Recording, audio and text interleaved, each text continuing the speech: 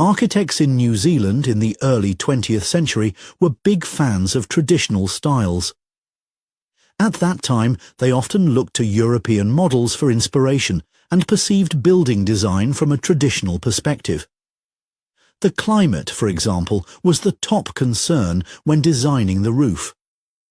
Weather conditions across the country can vary significantly, and regions with frequent rain needed special attention. In areas where the annual precipitation is high, ensuring water could drain efficiently was essential for protecting the structure and longevity of the building. Therefore, proper drainage systems had to be considered.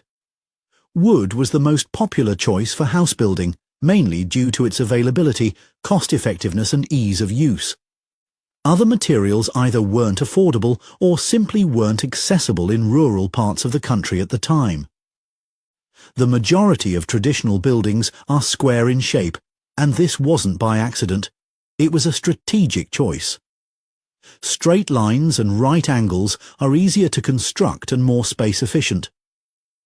Architects believed this approach helped to maximize utilization of interior space, especially in areas where plots of land were relatively small. Additionally, avoiding unusual shapes like curves and diagonal corners made furnishing the interiors much more straightforward. Complex forms not only wasted valuable room but also posed problems when arranging furniture or installing fixtures. As the country progressed, there were several changes New Zealand architects embraced in the 1960s. These changes reflected not only a shift in design philosophy, but also improvements in technology and construction methods. The first was a shift to concrete as a material, which gradually replaced timber in many modern buildings. This transition was made possible by construction techniques introduced by immigrants from Europe and Japan, who brought with them advanced machinery and engineering knowledge. At the same time, New Zealand, like many other nations, was dealing with financial constraints following global events. Because of the economic impact of the Second World War, resources had to be used wisely. As a result, both private developers and government-backed construction projects were focused on the cost of construction. Minimizing expense while maximizing utility became the dominant goal during this period. That's one of the key factors they considered. They pursued economical designs. Sir Miles Warren's architecture offers a classic example of this country's architectural styles at that time. He became well known for modernizing the traditional aesthetic and for using geometric forms in innovative ways. In many of his works, he integrated repetitive block-like shapes into his works, a feature that became a hallmark of his style. This approach came to be associated with a trend in architecture called brutalism, which emphasized raw materials and strong, bold structures. At the same time, the use of natural materials was changing.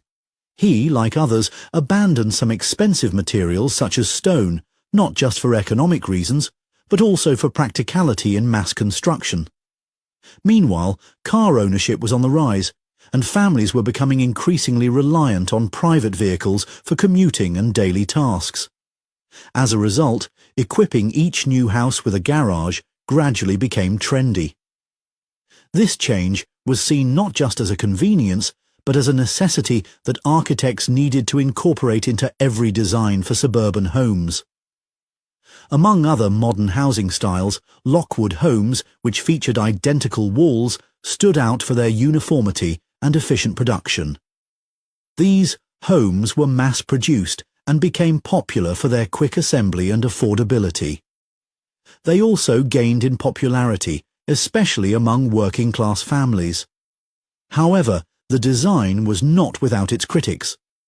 Some architects and homeowners felt it lacked variety and personal expression, and the buildings were also criticized for this characteristic. A sameness that didn't allow much room for individuality or creativity in layout. Still,